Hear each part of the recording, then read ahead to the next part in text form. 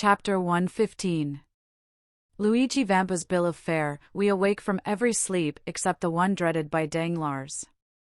He awoke to a Parisian accustomed to silken curtains, walls hung with velvet drapery, and the soft perfume of burning wood, the white smoke of which diffuses itself in graceful curves around the room. The appearance of the whitewashed cell which greeted his eyes on awakening seemed like the continuation of some disagreeable dream.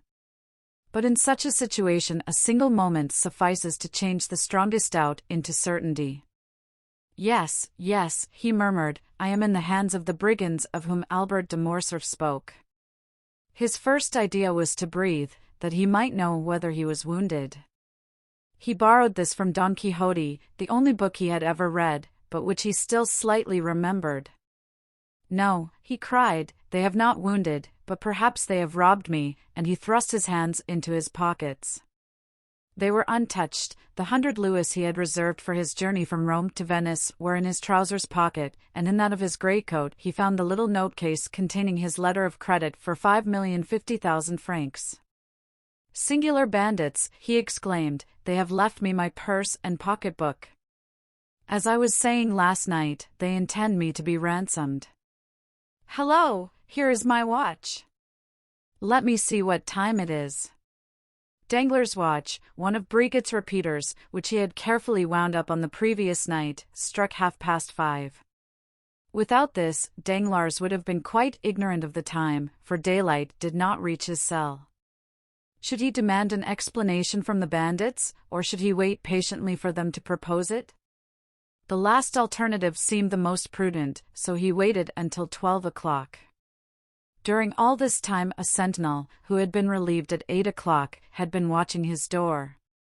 Danglars suddenly felt a strong inclination to see the person who kept watch over him. He had noticed that a few rays, not of daylight, but from a lamp, penetrated through the ill-joined planks of the door. He approached just as the brigand was refreshing himself with a mouthful of brandy, which, owing to the leathern bottle containing it, sent forth an odor which was extremely unpleasant to Danglars. Faugh! He exclaimed, retreating to the farther corner of his cell. At 12 this man was replaced by another functionary, and Danglars, wishing to catch sight of his new guardian, approached the door again. He was an athletic, gigantic bandit, with large eyes, thick lips, and a flat nose. His red hair fell in dishevelled masses like snakes around his shoulders. Ah, ha! Cried Danglars, this fellow is more like an ogre than anything else. However, I am rather too old and tough to be very good eating. We see that Danglars was collected enough to jest. At the same time, as though to disprove the ogreish propensities, the man took some black bread, cheese, and onions from his wallet, which he began devouring voraciously. May I be hanged, said Danglars, glancing at the bandit's dinner through the crevices of the door, may I be hanged if I can understand how people can eat such filth, and he withdrew to seat himself upon his goatskin, which reminded him of the smell of the brandy. But the mysteries of nature are incomprehensible, and there are certain invitations contained in even the coarsest food which appeal very irresistibly to a fasting stomach. Danglars felt his own not to be very well supplied just then, and gradually the man appeared less ugly, the bread less black, and the cheese more fresh, while those dreadful vulgar onions recalled to his mind certain sauces and side dishes, which his cook prepared in a very superior manner whenever he said, Monsieur Denisot, let me have a nice little fricassee today. He got up and knocked on the door. The bandit raised his head. Danglars knew that he was heard, so he redoubled his blows. "Che cosa?" asked the bandit. Come, come, said Danglars, tapping his fingers against the door, I think it is quite time to think of giving me something to eat. But whether he did not understand him, or whether he had received no orders respecting the nourishment of Danglars, the giant, without answering, went on with his dinner. Danglars' feelings were hurt, and not wishing to put himself under obligations to the brute, the banker threw himself down again on his goatskin and did not breathe another word. For hours passed by and the giant was replaced by another bandit. Danglars, who really began to experience sundry gnawings at the stomach, arose softly, again applied his eye to the crack of the door, and recognized the intelligent countenance of his guide.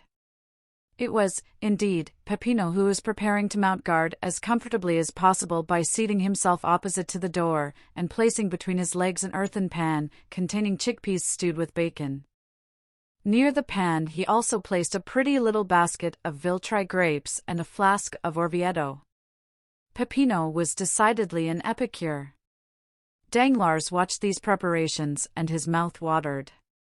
"Come," he said to himself, "let me try if he will be more tractable than the other," and he tapped gently at the door. "Envoyé coming," exclaimed Peppino, who from frequenting the house of Signor Pastrini understood French perfectly in all its idioms. Danglars immediately recognized him as the man who had called out in such a furious manner, "Put in your head."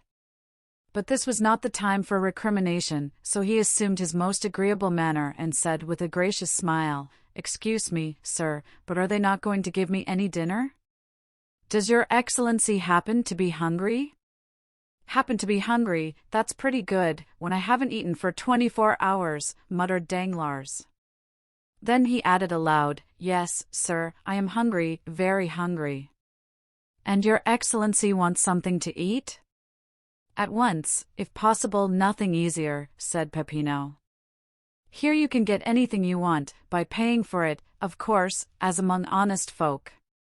"Of course," cried Danglars.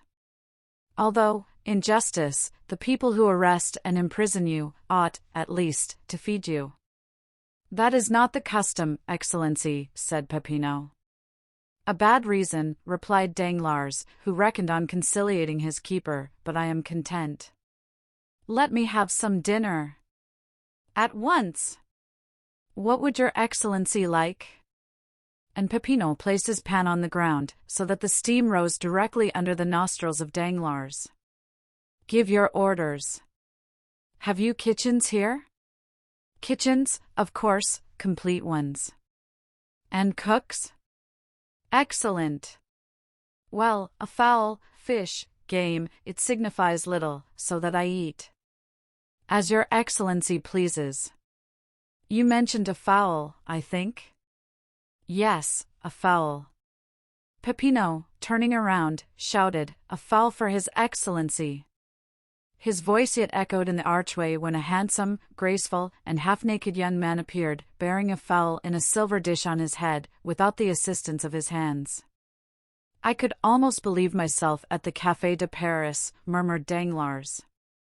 "Here, your Excellency," said Peppino, taking the fowl from the young bandit and placing it on the worm-eaten table, which with the stool and the goatskin bed formed the entire furniture of the cell. Danglars asked for a knife and fork. "Here, Excellency," said Peppino, offering him a little blunt knife and a boxwood fork. Danglars took the knife in one hand and the fork in the other, and was about to cut up the fowl. "Pardon me, Excellency," said Peppino, placing his hand on the banker's shoulder, "people pay here before they eat." They might not be satisfied, and, thought Danglars, this is not so much like Paris, except that I shall probably be skinned. Never mind, I'll fix that all right. I have always heard how cheap poultry is in Italy. I should think a fowl is worth about 12 sous at Rome. There, he said, throwing a louis down. Peppino picked up the louis, and Danglars again prepared to carve the fowl. "Stay a moment, your Excellency," said Peppino, rising, "you still owe me something." "I said they would skin me," thought Danglars, but resolving to resist the extortion, he said, "Come, how much do I owe you for this fowl?" "Your Excellency has given me a louis on account." "A louis on account for a fowl?" "Certainly, and your Excellency now owes me 4,999 louis." Danglars opened his enormous eyes on hearing this gigantic joke. "Very droll," he muttered, "very droll indeed," and he again began to carve the fowl, when Peppino stopped the Baron's right hand with his left, and held out his other hand. "Come, now," he said. "Is it not a joke?" said Danglars. "We never joke," replied Peppino, solemn as a Quaker. "What? 100,000 francs for a fowl?" "Ah, Excellency, you cannot imagine how hard it is to rear fowls in these horrible caves." "Come, come, this is very droll, very amusing, I allow, but, as I am very hungry, pray allow me to eat." "Stay, here is another louis for you." Then that will make only 4,998 louis more, said Peppino with the same indifference. I shall get them all in time. Oh, as for that, said Danglars, angry at this prolongation of the jest, as for that you won't get them at all. Go to the devil. You do not know with whom you have to deal. Peppino made a sign, and the youth hastily removed the fowl. Danglars threw himself upon his goatskin, and Peppino, reclosing the door, again began eating his peas and bacon. Though Danglars could not see Peppino, the noise of his teeth allowed no doubt as to his occupation. He was certainly eating, and noisily too, like an ill-bred man. Brute, said Danglars. Peppino pretended not to hear him, and without even turning his head, continued to eat slowly. Danglars' stomach felt so empty that it seemed as if it would be impossible ever to fill it again. Still he had patience for another half-hour, which appeared to him like a century. He again arose, and went to the door. Come, sir, do not keep me starving here any longer, but tell me what they want. Nay, your Excellency, it is you who should tell us what you want. Give your orders, and we will execute them. Then open the door directly. Peppino obeyed. Now look here, I want something to eat. To eat, do you hear? Are you hungry? Come, you understand me. What would your Excellency like to eat? A piece of dry bread, since the fowls are beyond all price in this accursed place. Bread? Very well. Holloa, there, some bread, he called. The youth brought a small loaf. How much? Asked Danglars. 4,998 louis, said Peppino. You have paid 2 louis in advance. What? 100,000 francs for a loaf? 100,000 francs, repeated Peppino. But you only asked 100,000 francs for a fowl. We have a fixed price for all our provisions. It signifies nothing whether you eat much or little, whether you have 10 dishes or 1, it is always the same price. What, still keeping up this silly jest? My dear fellow, it is perfectly ridiculous, stupid. You had better tell me at once that you intend starving me to death.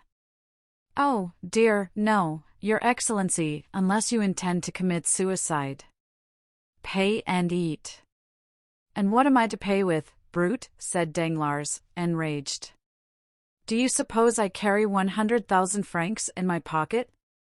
Your Excellency has 5,050,000 francs in your pocket. That will be 50 fowls at 100,000 francs apiece, and half a fowl for the 50,000. Danglars shuddered. The bandage fell from his eyes, and he understood the joke, which he did not think quite so stupid as he had done just before. Come, he said, if I pay you the 100,000 francs, will you be satisfied, and allow me to eat at my ease? Certainly, said Peppino. But how can I pay them? Oh, nothing easier. You have an account open with Messrs. Thomson and French, Via de Banchi, Rome. Give me a draft for 4,998 louis on these gentlemen, and our banker shall take it. Danglars thought it as well to comply with a good grace, so he took the pen, ink, and paper Peppino offered him, wrote the draft, and signed it. Here, he said, here is a draft at sight. And here is your fowl. Danglars sighed while he carved the fowl. It appeared very thin for the price it had cost. As for Peppino, he examined the paper attentively, put it into his pocket, and continued eating his peas.